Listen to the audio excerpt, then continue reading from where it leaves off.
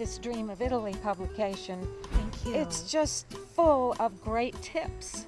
And I am a seasoned traveler, so it's just a joy to me to find something to read that tells me what I didn't know. And there are even recipes in here. This is true. Small vineyards, unknown little places in Florence, all kinds of interviews with writers and interesting people around Italy. And I was so thrilled when I found I could get it online as well.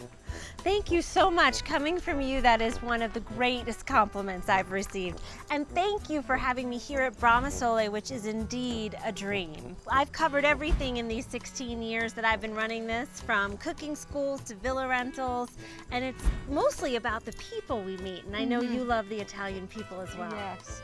16 years. 16 years And over going strong. Going strong, over 150 of these beautiful issues.